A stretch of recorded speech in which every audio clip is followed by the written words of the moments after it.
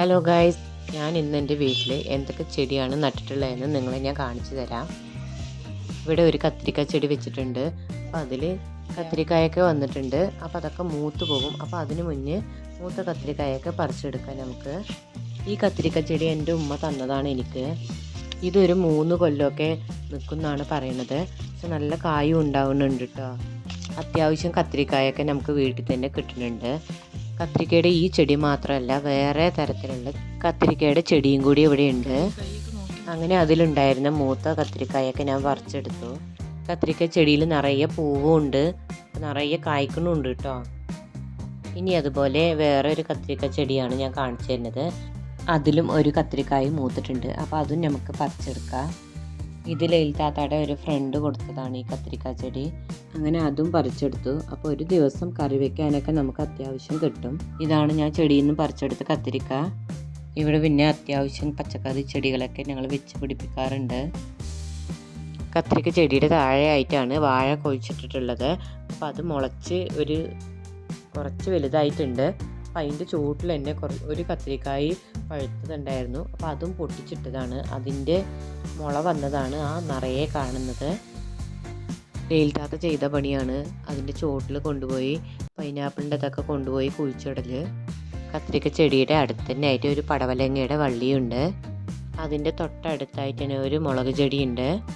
മുളക് തൈ ഇവിടെ മാത്രമല്ല, അതിൻ്റെ അപ്പുറത്തൊക്കെ ഉണ്ട്. അപ്പം നമുക്ക് വീട്ടിലേക്ക് അത്യാവശ്യത്തിനുള്ള മുളകൊക്കെ ഇതിൽ നിന്നും കിട്ടാറുണ്ട്. അധികവും മുളക് നമ്മുടെ വീട്ടിൽ നിന്ന് തന്നെ നമുക്ക് കിട്ടും. അധികം വാങ്ങാൻ നിൽക്കില്ല പുറത്തുനിന്ന്. പിന്നെ ഉള്ളത് വെള്ളച്ചീനി മുളകാണ്. അതിലും കുറേ മുളകുകളൊക്കെ വന്നിട്ടുണ്ട്. ഇതിൻ്റെ ചുവട്ടിൽ എന്നും പച്ചക്കറിയൊക്കെ വേസ്റ്റൊക്കെ വരുന്നത് ഇട്ട് കൊടുക്കാറുണ്ട്.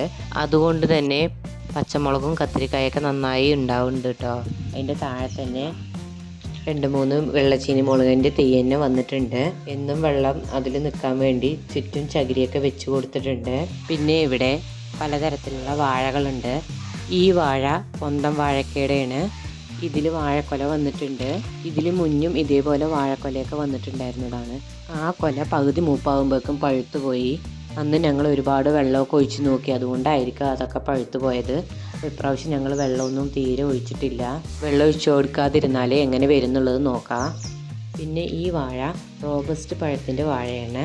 പിന്നെ അതിൻ്റെ അപ്പുറത്തുള്ളത് ഞാണിപ്പൂവൻ പഴത്തിൻ്റെ വാഴയാണ്.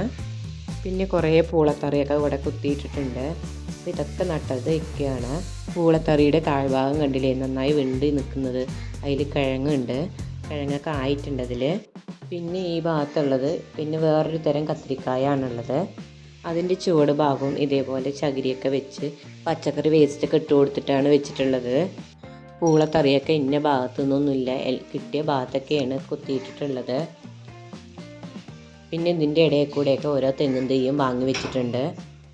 ഈ ഭാഗത്ത് മാത്രമല്ല, വേറെ ഭാഗത്തും ഇതേപോലെ ഓരോന്നോരോന്നായിട്ട് വെച്ചിട്ടുണ്ട്. ഒരു 5-6 തെങ്ങും തൈയെങ്കിലും വെച്ചിട്ടുണ്ട്.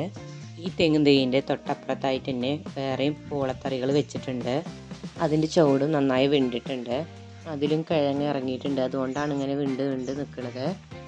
ഇന്ന ഭാഗത്തു നിന്നൊന്നുമില്ല, ഓരോന്നും കിട്ടുന്ന ഭാഗത്തൊക്കെയാണ് എല്ലാം വെച്ച് പിടിപ്പിച്ചിട്ടുള്ളത്.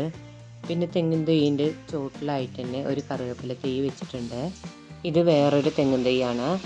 ഇത് അടുപ്പ് വെച്ചതിൻ്റെ ഇപ്പുറത്തായിട്ടാണ് വെച്ചിട്ടുള്ളത്. എല്ലാ വേസ്റ്റും കൊണ്ടിട്ട് പട്ടയൊക്കെ മേലെ വെച്ചിരിക്കുകയാണ്, വെള്ളം അതിൻ്റെ ചുവട്ടിൽ നിൽക്കാൻ വേണ്ടിയിട്ട്. ഈ തെങ്ങിൻ തൈയൊക്കെ കൃഷിഭവനിൽ നിന്നും വാങ്ങിയതാണ്. പിന്നെ ഈ പാത്തി മാടി വെച്ചിരിക്കുന്നതൊക്കെ ചക്കരവള്ളി കിഴങ്ങ് കുത്തിയിട്ടതാണ്. അതൊക്കെ ഉണങ്ങിപ്പോയി. അപ്പോൾ അതൊക്കെ ഞങ്ങൾ പറിച്ച് കളഞ്ഞു. ഇപ്രാവശ്യം കിഴങ്ങൊന്നും കിട്ടിയില്ല. പിന്നെ ഇതിൻ്റെ അപ്പുറത്തായിട്ട് ഒരു തെങ്ങിൻ തൈയും വെച്ചിട്ടുണ്ട്. അതിൻ്റെ തൊട്ടപ്പുറത്ത് തന്നെ കറിവേപ്പില തൈയും ഉണ്ട്. പിന്നെ ഉള്ളത് ഫാഷൻ ഫ്രൂട്ടിൻ്റെ വള്ളിയാണിത്, അതുമുണ്ട് ഇവിടെ. പിന്നെ ഇവിടെ നിറയെ ഉള്ളത് പൂവമ്പഴത്തിൻ്റെ വാഴയാണ്. അതിലും നിറയെ വാഴക്കൊലകളുണ്ട്. ഇതൊക്കെയാണ് ഞങ്ങൾ വീട്ടിൽ വെച്ചിട്ടുള്ളത്. അപ്പോൾ ഈ വീഡിയോ നിങ്ങൾക്ക് എല്ലാവർക്കും ഇഷ്ടമായാൽ ലൈക്ക് ചെയ്യുക, ഷെയർ ചെയ്യുക, സബ്സ്ക്രൈബ് ചെയ്യാനും മറക്കരുത്. വീണ്ടും നമുക്ക് അടുത്ത വീഡിയോയിൽ കാണാം.